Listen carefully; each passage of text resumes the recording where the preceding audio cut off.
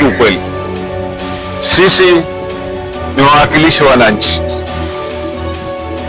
Lengo na madhumuni yetu ni kuweza kuja kushuka chini kusikiliza changamoto za wananchi ambazo tunazokabiliana nazo, na hii ni kutokana na maudhui ya msingi ya maono ya Mheshimiwa Rais Dr. Hussein Mwinyi kwamba baada ya kupata nafasi hizi ni kushuka kwenu, lakini kiukweli hasa sikuridhishwa na mahudhurio yenu mliokuja, kwa sababu ndani ya shehia ya majumba makubwa kuna watu kibao wanaishi huko, lakini haiwezekani kwamba mnapokuja katika suala la usafi kila siku zije sura hizo hizo.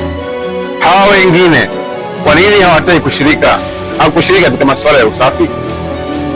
Au wakijua kwamba huduma hii ndio inafanywa na serikali tu au baraza la mji tu? Na bahati nzuri Mheshimiwa Sheha amenieleza mambo mengi sana hapa.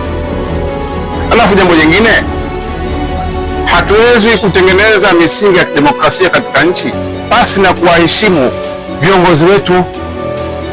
Sasa wewe unamdharau huyu Sheha, anakuita jamani, hali ya mitaro mibaya, mazingira machafu kila kona, tena kwa unyenyekevu mkubwa. Mtambue kwamba huyu ni mwakilishi wa Mheshimiwa Rais katika ngazi ya sheria. Ana priority kubwa sana, ana uwezo wa kumtia mtu ndani wakati wote. Lakini vile vile, mbona mnapohitaji mambo ya kimsingi, mambo yenu, mnaandamana kwenye mlango wake?